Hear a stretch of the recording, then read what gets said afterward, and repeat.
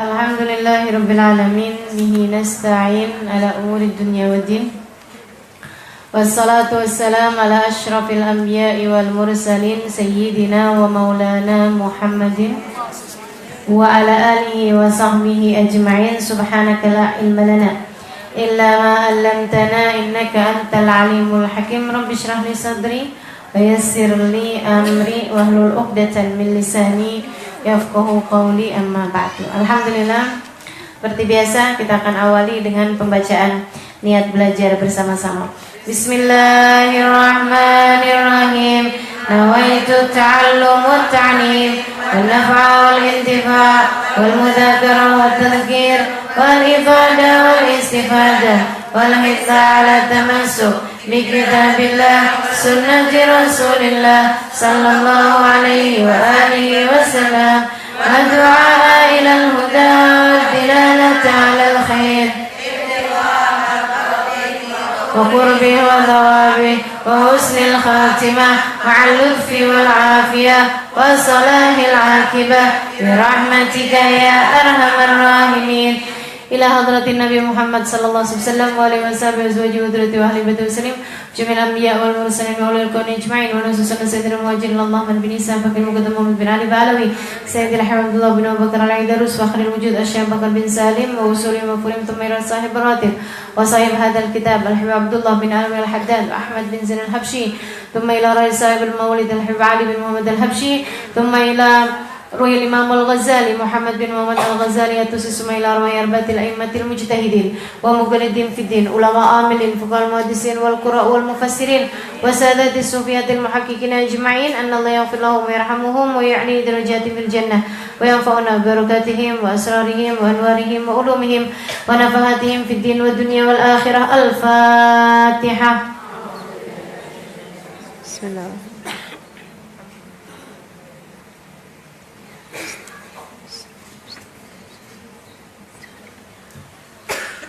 Amin.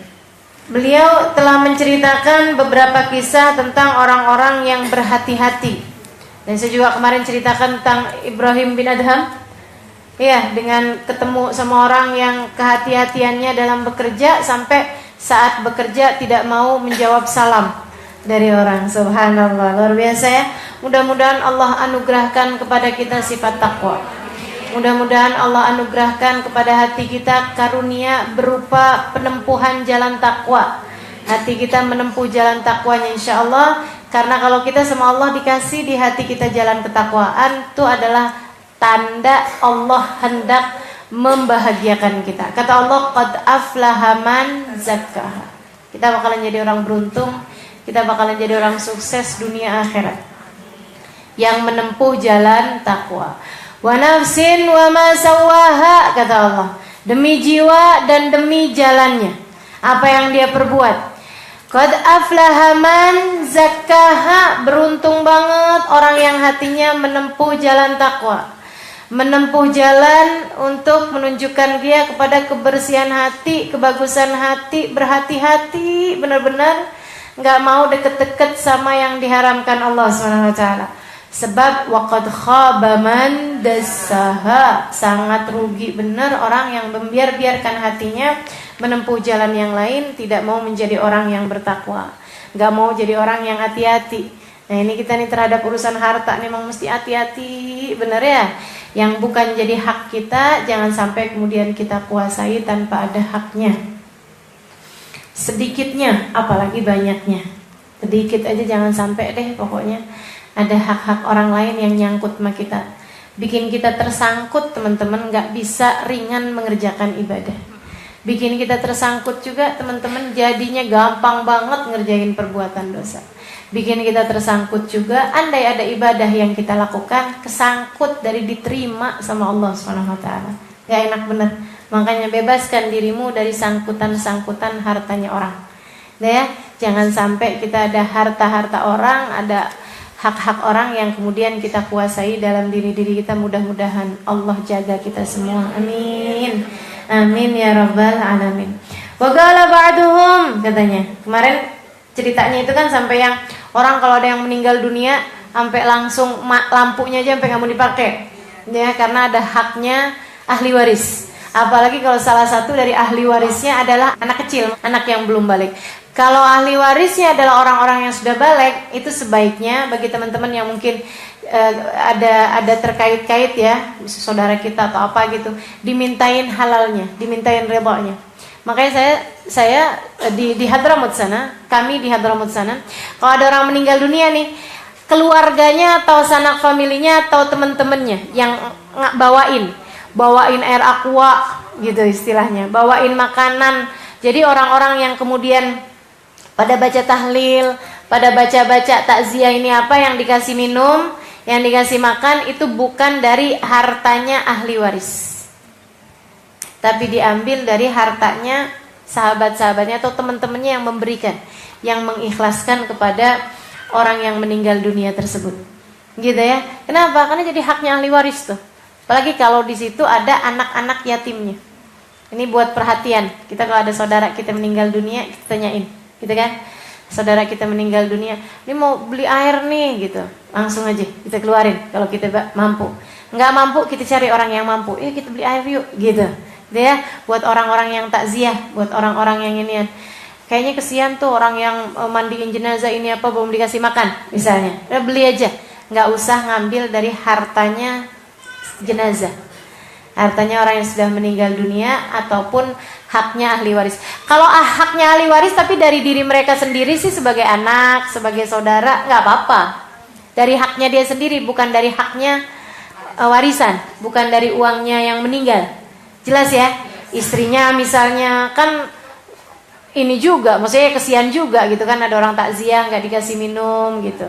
Seenggaknya kan dikasih minum ini apa segala macam, nah itu keluarin gitu. Keluarkan karena itu jadi haknya ahli waris.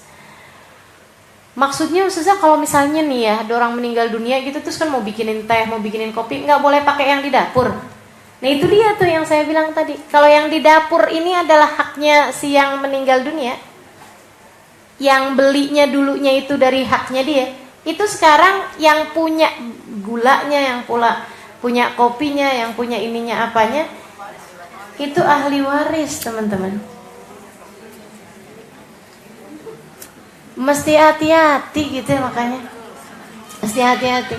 Loh terus siapa dong yang berhak makan? Yang berhak makan, yang berhak minum ahli warisnya. Tapi kalau orang lain yang datang itu kan belum dibagi waris, gitu, belum dibagi waris. Serem ya, itu segitunya sekedar gula, sekedar kopi, sekedar lampu, sekedar apaan. Gimana dengan yang besar-besar, Masya Allah. Jadi buat istri ini misalnya, suami meninggal, mohon maaf ya, istri nih, ceritanya nih, suami meninggal, itu isi lemarinya bukan kemudian langsung jadi hak milik istrinya. Ada baju, ada sepatu, misalnya masih bagus-bagus, dia punya koleksi beberapa jam tangan misalnya atau apa segala macam, itu termasuk bagian dari ahli waris yang harus, bagian dari warisan yang harus dibagi sesuai dengan haknya.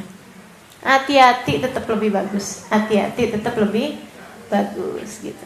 Jadi kalau mau bagi-bagi, kumpulin anak-anak. Yang masalah kalau belum ada anak atau nggak ada anak ya, karena jadinya warisannya itu kan juga kepada saudara juga.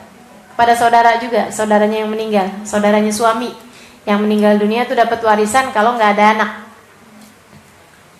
Kalau ada anak, anaknya satu, ada yang laki aja, udah kelar urusan, aman udah.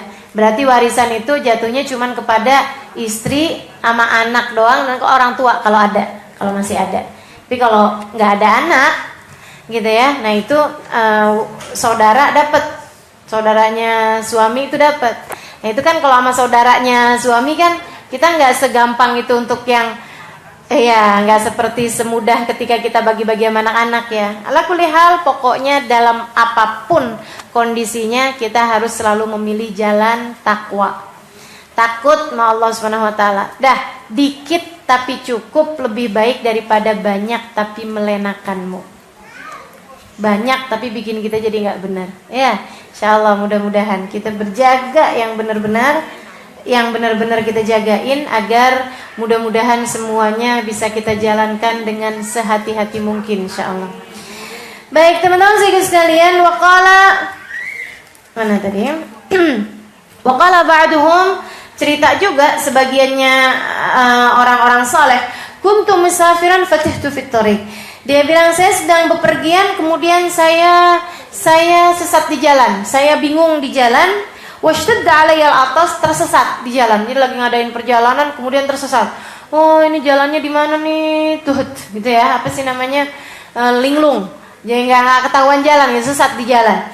Fa ishtadda alayya al-atas, kemudian haus yang luar biasa. Karena nyasar tadi ini, jadi sesat tadi ini, ya sampai setengah mati, mestinya udah sampai dari kapan tahu nggak sampai-sampai.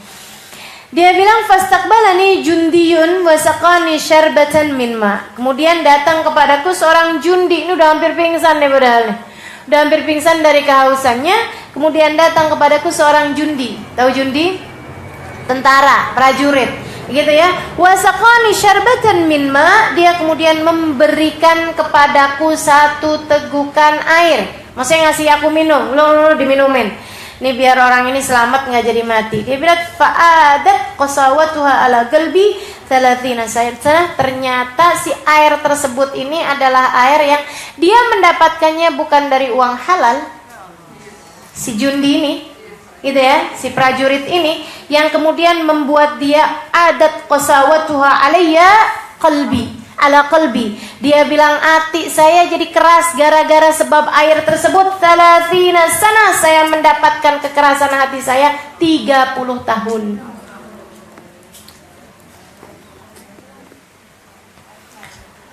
Para kekasihnya Allah bisa ngerti gitu kan, bisa kasyaf nih gara-gara air ini nih gitu.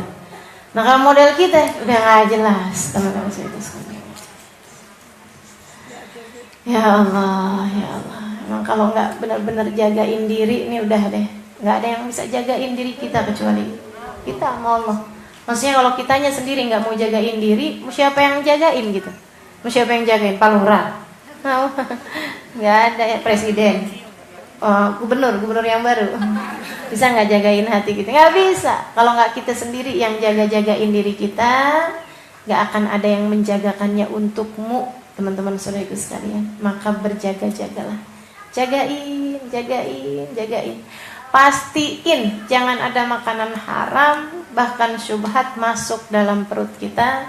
Tidak ada makanan haram, tidak ada harta haram atau harta syubhat masuk dalam kepemilikan kita. Gitu ya. Mending kurang. Mending lebih daripada kurang. Maksudnya haknya orang lain tuh, mending kita kasih lebih deh. Aman daripada kurang. Maksud saya gini, pembagian warisan. Gitu ya. Ini rumah misalnya yang jadi hak kita. Dihargainnya sekian misalnya gitu. Jadi karena kita mau beli dari saudara kita misalnya gitu ya. Ini rumah nih pembagian kita sama adik kita sama-sama perempuan dapat setengah-setengah. Misal nih, udah memang segitu pembagiannya. Tapi karena sayang biarin aja deh. Jadi berasa ada mama, ada ayah gitu ya misalnya. Jadi rumahnya nggak mau dijual. Udah deh saya aja yang beli rumahnya. Itu jualnya ke adik kita, berarti kan kita bayar nih adik kita nih. Mendingan lebih daripada kurang.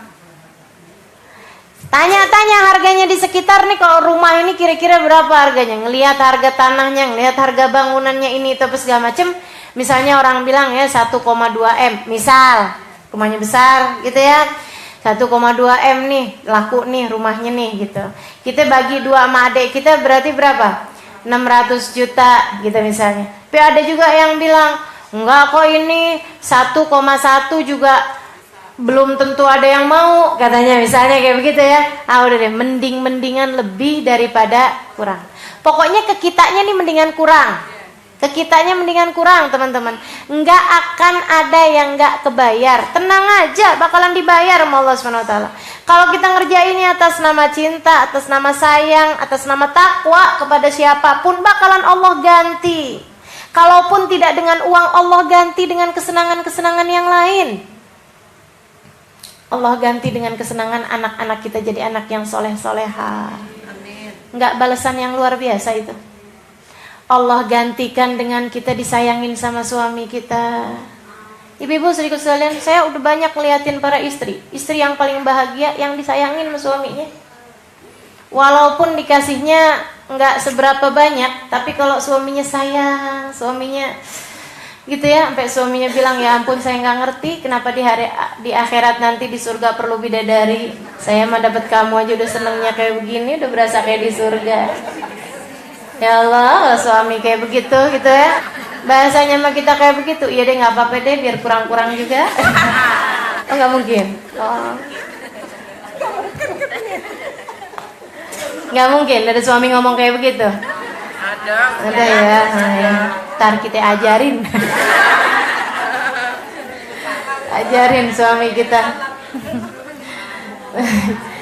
Teman-teman saya ikut sekalian, nggak akan ada yang nggak kebayar kok, tenang aja gitu. Allah tuh bakalan ngebayar, dan orang yang berani-berani ngambil hak kita, ya teman-teman saya ikut sekalian, kita kalau hak kita diambil sama orang lain biarin aja, nggak akan ada yang nggak kebayar. Nanti Allah bakal membayarkannya buat kitanya, insya Allah keberkahan itu tadi kan ya. Kalaupun nar itu diganti insya Allah sama Allah SWT. Tapi buat dianya juga nggak akan ada yang nggak kebayar. Nggak usah repot-repot. Ya Allah balas dia dengan keburukan. Nggak pakai. Biarin aja. Nggak pakai. Urusan balas membalas urusan Allah SWT. Kalau perlu kita doakan malah agar Allah mengampuni dia. Kan begitu ya.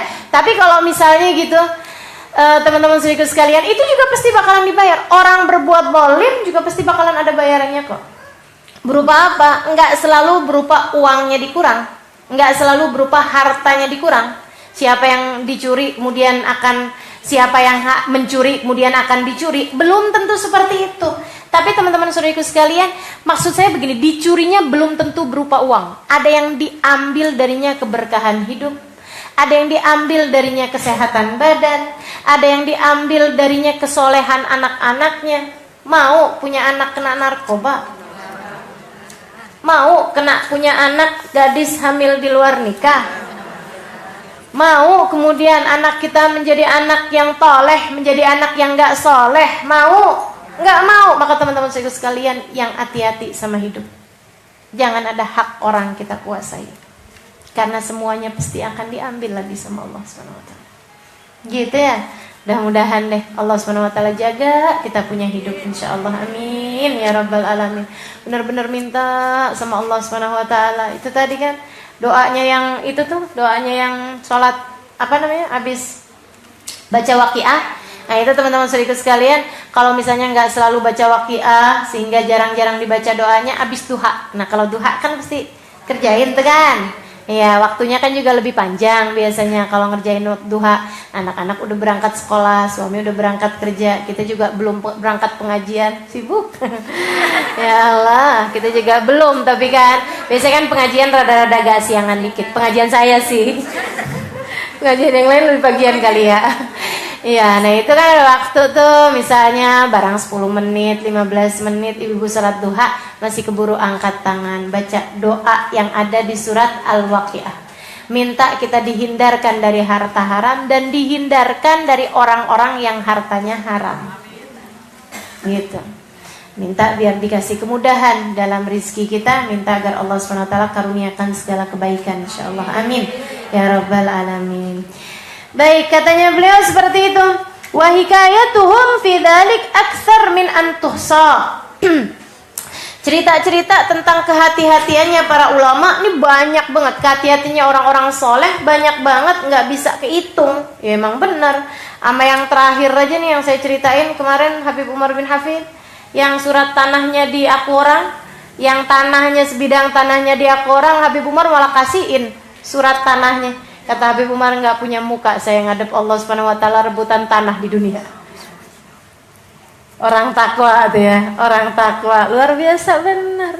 Jangan dikira nggak ada orang kayak begitu hanya karena engkau belum memilikinya, memiliki sifat tersebut. Ada banyak masih teman-teman saudaraku sekalian, orang-orang yang bertakwa seperti itu. Diminta nih, ada yang ngakuin tanah itu katanya punya saya, padahal semua orang tahu bahwa itu adalah milik keluarganya Habib Umar bin Hafid yang jatuh warisannya kepada Habib Umar bin Hafid. Begitu ada orang datang, dia kemudian nuntut kepada Habib Umar bla bla bla, Habib Umar keluarin kemudian surat tanahnya, kasihin sama dia. Anaknya tinggal bengong aja. Ya ampun, Mbak maksud apa? Ya ampun nak, Di mana muka Aba kalau menghadap Allah Subhanahu wa taala dan Allah bilang, "Kenapa kamu rebutan tanah waktu di dunia?" Ada orang mau ngambil hak kita, biarin apa? Bismillah. Bismillah. Oh, Allah kok semuanya, tanah nih yang punya semuanya siapa? Allah, udah biarin aja. Enggak usah juga, ya Allah gantikan, enggak pakai apa. Ya Allah bales dia, ya Allah enggak pakai. Nanti jadi jahat kitanya ya. Jangan, yang ikhlas. Yang ikhlas. Amin ya rabbal. Baik, teman-teman saudaraku sekalian, saya muliakan. Dia bilang cerita tentang mereka nih yang kayak begitu, maksudnya penjagaan warok, yang warok seperti ini banyak banget. Kalau kemudian kami menyebutkan di sini hanya sedikit, qasduna bihadal yasir minha, yang tujuan kami ketika menceritakan sedikit dari kisah-kisah tersebut adalah at-tabarruk bidzikrihim. Kita ngambil berkah dengan disebutnya cerita para kekasih-kekasihnya Allah tersebut. Li'anna rahmah tanzil inda dzikris salihin, karena rahmat diturunkan bersama kita menyebutkan namanya orang-orang soleh. Oke teman-teman sekalian, kalau teman-teman dengerin yang saya banyak ceritain orang-orang soleh apa orang-orang yang gak soleh? Orang soleh. Sebutin ceritanya Ubah Bahia, sebutin ceritanya Habib Umar, sebutin ceritanya Habib Zain bin Smith, sebutin ceritanya Habib Hasan Asy'adzili, kan begitu ya? Belum lagi yang udah meninggal dunia. Waduh, cerita siapa aja, dari kalangan sahabat, dari kalangan tabi'in, dari kalangan tabi'in, dari kalangan ulama-ulama, Imam Syafi'i, Imam Malik, Imam Hambali, Imam Abu Hanifah. Semua kisah-kisahnya biasa saya sampaikan di majelis-majelis, tujuannya satu, tanzilur rahmah, turunnya rahmatnya Allah SWT. Makanya kenapa kita bawaan kalau ngaji adem aja gitu. Itu ademnya tuh bukan karena iya sih ada banyak udara, nggak ada teman-teman saya sekalian, nggak ada. Ademnya tuh rasanya bukan adem yang ke badan, tapi adem yang ke hati, sampai nyampe ke badan juga. Jadi rasanya kayak adem aja, gitu ya. Saudaraku sekalian saya muliakan, kenapa gitu? Karena rahmat tuh ketika turun bawa adem hati. Rahmat kalau turun bawa adem hati, bawa hidayah kepada diri-diri kita. Insyaallah mudah-mudahan biar yang lagi pada kurang-kurang baik hatinya biar jadi baik dengan turunnya hidayahnya Allah Subhanahu wa taala tersebut ya. Yang hati kita nih semuanya masih perlu didikan, teman-teman sekalian. Kita semua hatinya perlu didikan. Nah, rahmat tuh ketika turun setara vitamin, masuk ke dalam hatinya orang, menyempurnakan. Oh, yang ini kurangnya kurang sehat, akan jatuhnya sebagai kesehatan. Oh, yang ini kurang kuat, sehat sih tapi kurang fit gitu ya, jatuhnya untuk memberikan kekuatan badan. Oh, yang ini lagi baru habis sakit, perlu untuk rekap gitu ya, nah itu jatuhnya juga nguatin. Vitamin kan kayak begitu, vitamin kan kayak gitu. Nah kayak gitu tuh rahmatnya Allah Subhanahu wa taala ketika turun. Yang perlu ampunan, rahmatnya Allah turun berupa ampunan. Yang perlu perbaikan, rahmatnya Allah turun berupa perbaikan. Mudah-mudahan kita semua mendapatkan rahmatnya Allah tersebut insyaallah. Jadi kata beliau, kalau saya ada sebut-sebutin cerita mereka sedikit-sedikit di sini adalah karena saya mau ngambil berkah dengan menceritakan kisah-kisah mereka tersebut, karena rahmat turun ketika disebutkan namanya orang-orang saleh. Waliya'lamal aqil basir tafawud baina salaf wal khalaf, dan juga agar orang yang berakal jadi ngerti perbedaan antara ulama-ulama yang dulu-dulu sama ulama-ulama yang belakang-belakangan kata beliau. Padahal kita ngelihat zamannya beliau aja ini masih ulama-ulama salaf, masih ulama terdahulu. Gimana dengan yang sekarang? Memang perbedaannya luar biasa ya antara ulama dulu sama ulama sekarang. Bukan berarti di zaman sekarang nggak ada ulama-ulama yang warok lagi, banyak seperti yang tadi telah saya sampaikan, saya Habib Umar, Habib Zain bin Smith, dan orang-orang itu adalah orang-orang yang bertakwa dengan tingkatan takwa yang luar biasa. Wa yaqil wa ya'rif fi ayyi zamanin huwa wa ayyu nasin alladzina huwa minhum wa baina adhurihim, dan biar kita juga ngerti dan paham, kamu nih katanya beliau, biar kalian semua paham, biar kalian ngerti, kalian hidup di zaman yang seperti apa, dan kalian sudah hidup nih sekarang nih di antara orang-orang yang seperti apa. Kita nih ngeliat-liat, oh ya ampun, orang soleh dulu kayak begitu, orang zaman sekarang kayak begini. Tapi kan bukan berarti meskipun semua orang salah, bukan berarti pembenaran bagimu untuk berbuat kesalahan. Ya kan? Ya ampun Ustazah, yang kayak Habib Umar bin Hafid tuh kagak ada, kali beliau aja gitu ya. Jadi maksud kamu gimana? Kamu mau ikutan makan haram aja gitu? Kan enggak gitu. Walaupun semua orang misalnya tidak mau menjaga dirinya, ya kita tetap belajar untuk bisa jagain diri. Teman-teman sekalian, kalau orang-orang yang seperti Habib Umar bin Hafid, mereka adalah orang yang telah berhasil menjaga diri. Kalau kita nih, orang yang belajar menjaga diri. Kan gitu ya? Belajar kita. Dan namanya belajar, kadang jatuh. Kan gitu ya? Nggak apa-apa, diri lagi, jalan lagi. Kan begitu ya? Nah, ada waktunya lagi, keserimpet. Jatuh sih kagak, keserimpet. Iya, nggak apa-apa, jalan diri lagi. Kagak nih, udah jalan udah hati-hati gitu ya. Jatuh enggak, kesandung enggak, keserimpet enggak, ada yang dorong. Sampai jatuh juga. Nggak apa-apa, berdiri lagi gitu. Nggak masalah kamu terjatuh, yang masalah adalah pastikan kamu kembali berdiri sesudah itu. Tsuma'lamu rahimakumullah, kemudian ketahuilah oleh kalian semuanya, semoga Allah merahmati kalian, anna aklal halal yunawwirul qalb wa yuraqqiquh. Sesungguhnya makan makanan halal itu bikin hati terang dan bikin hati jadi lembut, jadi lunak. Hati yang lunak, hati yang mudah menerima hidayah Allah Subhanahu wa taala. Hati itu kalau lunak kayak tanah yang subur, teman-teman. Ditanemin apa aja numbuh. Tanemin apa aja numbuh, gitu kan? Kalau hati keras, kayak nanemin sesuatu di atas batu, bisa tumbuh nggak? Nggak bisa tumbuh, susah tumbuh, setengah mati. Saya siramin dah batunya, iya biar kata disiramin juga susah.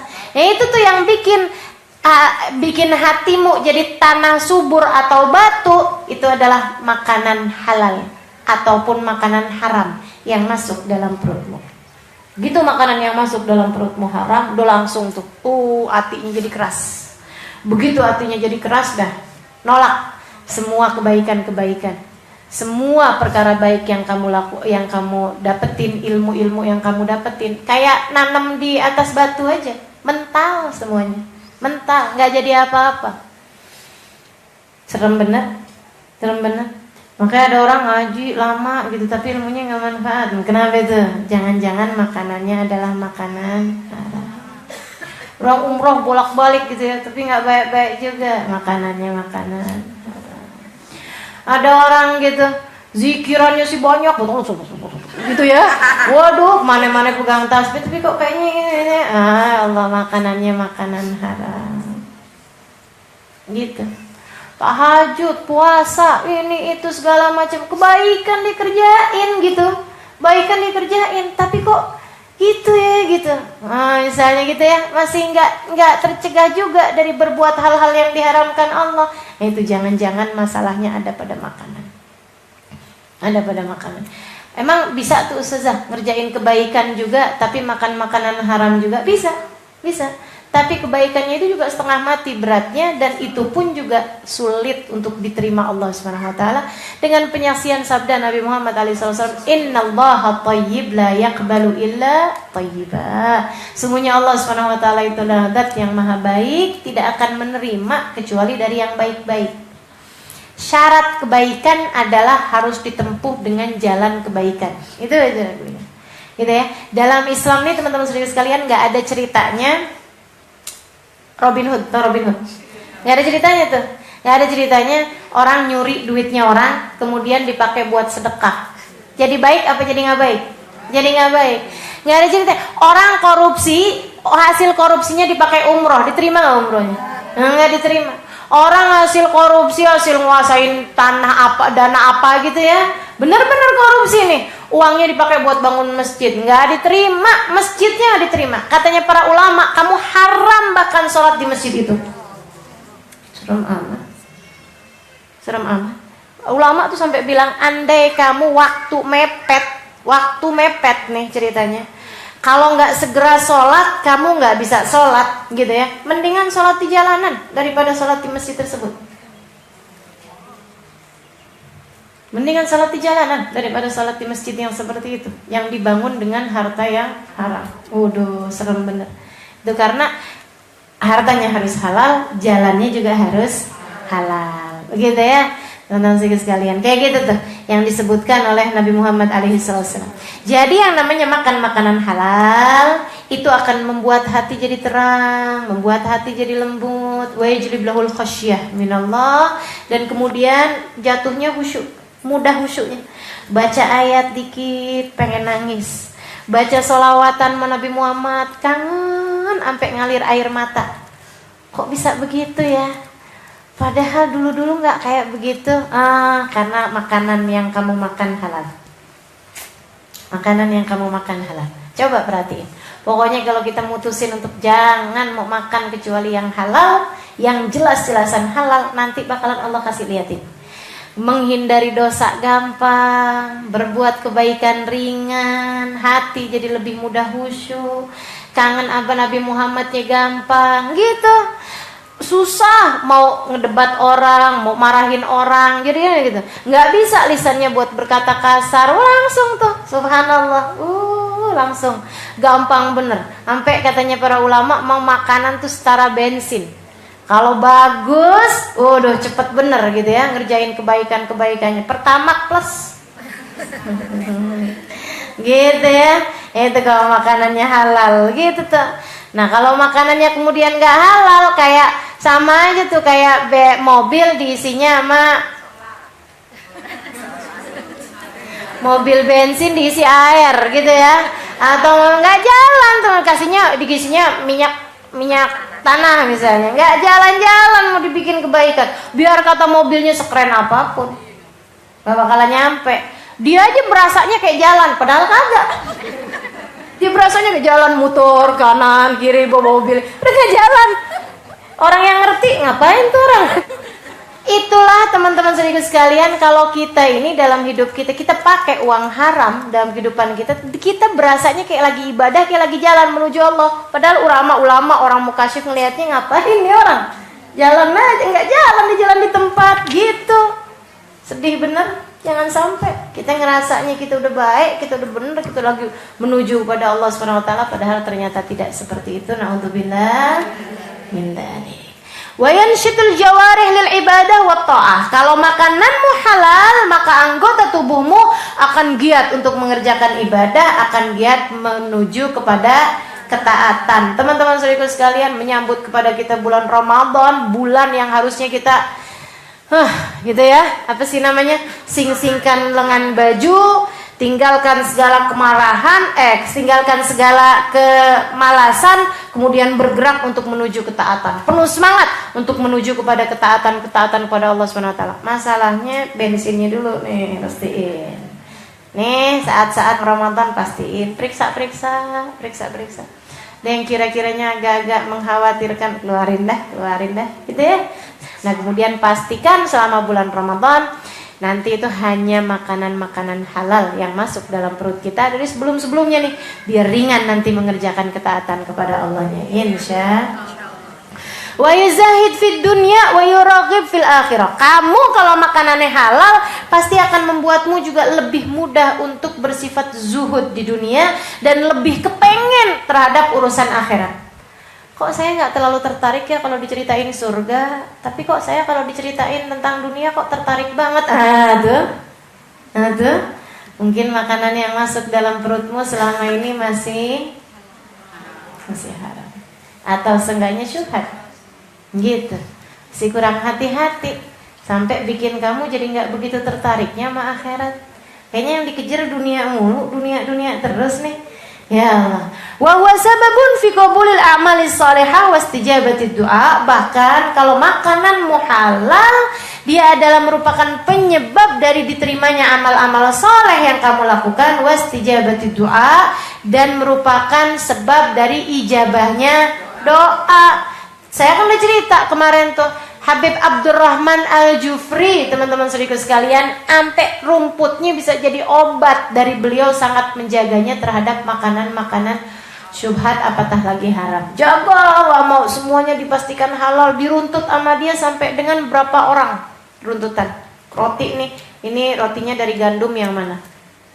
Airnya dari yang siapa? Ini yang bikin rotinya siapa? Ini diruntut buntutnya panjang benar. Itu sama Allah SWT dikasih keberkahan sampai kepada rumput-rumput yang tinggal, yang tumbuh di rumahnya, di halaman rumahnya bisa jadi obat. Bisa jadi obat. Nah ini, kalau kita kemudian nggak peduli, haram ke, syubhat ke, wah nyari yang haram aja susah, apa suruh nyari yang halal, misalnya kayak gitu. Aduh. Doamu tidak akan mustajab, ibadahmu nggak akan diterima sama Allah. Lebih serem lagi kemudian jadi daging. Kullu lahmin nabata min suhtin fannaru aula bih. Semua darah daging yang terbentuk dari sesuatu yang haram, neraka lebih baik baginya. Neraka lebih baik baginya. Dulu kami suka dapat kiriman dari para guru-guru kami, alhamdulillah, uang gitu ya, dari Habib Zain bin Smith, dari Babah Maryam almarhumah, gitu ya, dari ulama-ulama kami. Suami saya biasanya kalau dikasih uang dari para guru-guru itu suka gini, ya Allah, jadi ini aja deh, jadi jimat, kita simpen aja jangan dipakai, gitu ya, duitnya simpen aja jangan dipakai gitu, uang real gitu simpen aja, udah taruh aja di dompet gitu biar jadi berkah. Gitu. Lama-lama kemudian jadi mikir gitu, kenapa enggak serupain barang, kan jadinya jadi lebih kekal. Duit ntar ada waktunya dia jadi udah enggak laku lagi, jadi enggak ada artinya apa-apa gitu. Jadiin barang aja jadinya jelas kan gitu misalnya. Lama-lama saya kemudian mikir, ya ampun, bodoh amat. Jadiin sesuatu yang paling kekal, melekat di badan kita bawa kemana-mana. Apaan? Darah daging. Bikinin makanan. Makanannya yang paling penting buat kita makan. Apaan? Beliin beras, beliin air. Beliin beras sama beliin air. Saya sampaikan sama suami, alhamdulillah. Dia orangnya kan bisa menerima masukan-masukan walaupun dari istrinya. Siapa dulu istrinya katanya. Ya enggak, maksudnya dia kalau saya bilangin tuh iya bener juga gitu. Jadi akhirnya kemudian beli beras, beli air, pakai duitnya orang-orang soleh itu. Dan Masya Allah kelihatan berasa gitu. Berasa lebih ringan ngerjain kebaikan, lebih mudah ninggalin kemaksiatan, berasa teman-teman, berasa. Saya udah nyobanya. Maka teman-teman saya sekalian, yang dikerjain, yang dari duit-duit yang orang ngasih kan kita juga nggak tahu ya. Yang lain-lain ya kepake buat yang lain-lain juga. Tapi maksudnya itu seenggaknya dari nasi sama beras sama airnya tuh dari situ gitu, dari uangnya orang. Kalau udah habis ya udah. Ya balik lagi deh, uang belanja kak, gitu. Ya Allah. Jadi begitu ya. Ala kulli hal teman-teman saudariku sekalian, gitu tuh pastikan karena itu tuh jadi darah daging dalam diri kita, melekat. Kullu lahmin nabata min suhtin fannaru aula bih. Kata Nabi Muhammad, darah daging yang terbentuk dari sesuatu yang haram, maka neraka lebih berhak baginya. Neraka lebih berhak baginya. Naudzubillah min dzalik. Naudzubillah min dzalik. Itu nanti kalau udah barang yang di dalamnya nih darah dagingnya yang haram, ada dagingnya yang haram sampai ke bawah mati, begitu lewat Siratal Mustaqim nerakanya kemudian set. Ada jatah saya dari kamu sini. Ya Allah. Serem benar. 40 hari sholat tidak diterima Allah Subhanahu wa taala. Doa tidak akan dijabah oleh Allah selagi ada yang haram dalam dirimu. Selagi ada yang haram dalam tubuh. Mau itu berupa makanankah, mau itu berupa pakaiankah, mau itu berupa kendaraankah, berupa tempat tinggalkah. Ya Allah, mudah-mudahan Allah jaga semuanya insyaallah. Amin. Amin ya rabbal alamin. Kayaknya zaman sekarang ini paling setengah mati ya dari jaga hal-hal yang seperti ini. Ya Allah, minta sama Allah Subhanahu wa taala benar-benar dah. Kama qala alaihi salatu wassalam li Sa'ad bin Waqqas, sebagaimana ucapan Nabi Muhammad SAW kepada Sa'ad bin Abi Waqqas. Beliau mengatakan, atib tu'matak tustajab da'watak. Kata beliau, baguskanlah makananmu maka akan diijabahlah doamu. Wa amma akilul haram, kalau orang wa amma aklal haram, adapun kalau kamu makanannya adalah haram, wasyubhat atau makanan-makanan atau syubhat, maksudnya bisa jadi memang komposisinya haram atau dapatnya dari uang yang haram, kemudian uang haram dibelikan makanan gitu ya. Fasahibuhu alabdid min jami' hadil khairat, maka orang yang memilikinya atau pelaku makan haram tersebut adalah orang yang diberi Allah kebalikan dari semua yang tadi telah disebutkan dari kebaikan-kebaikan itu. Apa aja? Yuqasil qalba wa yudlimuh, mengeraskan hati dan menggelapkan hati. Yuqayyidul jawari anit ta'at, anggota tubuhnya kecantol. Berat bener. Ngikat anggota tubuh anit ta'at sehingga berat untuk mengerjakan ketaatan-ketaatan. Wa yuraghibu fid dunya, dan bikin dia menjadi ambisi rakus terhadap dunia. Wa huwa sababun fi adam qabulil a'mali shalihah, dan dia adalah merupakan sebab terbesar bahkan dalam tidak diterimanya satu amal soleh yang dikerjakan atau amal-amal soleh yang dikerjakan, jadi nggak diterima sama Allah karena urusan makan syubhat atau haram tadi ini. Waradid doa, dan ditolaknya doa. Kama fil hadis, sebagaimana disebutkan dalam hadis, annahu alaihi wasallam dzakar rajul ath akhbar yamud yadayhi ila sama' wa yaqul ya rab mat'amuhu haram malbasuhu haram ghudhiya bil haram fa anna yustajab lah. Kata Nabi Muhammad alaihi wasallam, Nabi Muhammad menyebutkan tentang seorang laki-laki yang dia itu as'at akbar, dekil, dekumal, udah nggak mandi berapa lama, musafir, begitu ya. Itu doa mestinya terijabah, doanya musafir mustajab, doanya orang yang sedang as'at akbar mustajab, begitu kan ya. Dan dia sedang bepergian pula, mad yadayhi ila sama, yamud yadayhi ila sama, dia ngangkat tangannya ke langit, itu juga sebab mustajabnya doa, sebab ijabahnya doa. Akan tetapi, dan dia berkata ya Rabb, dia bilang ya Allah, ya Allah, ya Allah, ya Allah, ya Allah. Pokoknya khusyuknya setengah mati gitu kayaknya. Tapi katanya Nabi Muhammad, makanan dia haram, pakaian dia didapat dari yang haram, dia pakai sendalnya juga haram, dia pakai pecinya juga dari yang haram, ghudhiya bil haram, semua konsumsinya adalah dari harta yang haram. Anna yustajabalah, kata Nabi Muhammad, gimana mau diijabah? Nggak bakalan diijabah. Mau kamu nangis dengan air mata sampai air matanya habis ganti darah sekalipun, kalau kamu makanannya haram, pakaiannya dapat dari yang haram, dah. Yang bilang bukan saya, Nabi Muhammad alaihissalam. Anna yustajabah, Nabi nggak diijabah, kamu nggak diijabah. Benar. Waqad taqaddam, sudah berlalu itu. Fahrisu ala aklil halal, kata beliau, maka sungguh-sungguhlah buat nyari makan yang halal. Wa ala ijtinabil haram, dan untuk menjauhi yang haram kullal hadis, dengan sekemampuan. Berusahalah pokoknya, udah hindarin yang haram, hindarin. Walaisar wara' khassah bil akli faqat, dan yang disebut wara' menjaga diri bukan hanya khusus dengan masalah makan doang, bal huwa amun fi jamil umur, bahkan itu umum untuk segala urusan. Gitu ya, semuanya. Beli tas, beli pulsa, beli lipstik, beli apa lagi? Rudungan, beli kacamata, beli pensil alis. Ya, semua teman-teman saya sekalian, semuanya perlu warok kita insyaallah. Mudah-mudahan Allah jaga kehidupan kita. Amin ya rabbal alamin. Apa tuh tadi bawahnya? Nah, itu. Ya, wa alaikum bil iktisab wallahu a'lam bisawab. Ini pembahasannya sekarang tentang cari rezeki yang halal. Pekerjaannya tuh apa-apa aja. Kayak gitu ya. Insyaallah biar terus terpandu kehidupan kita, teman-teman sekalian, dipakai buat terus-terusan ngaca. Ya kan?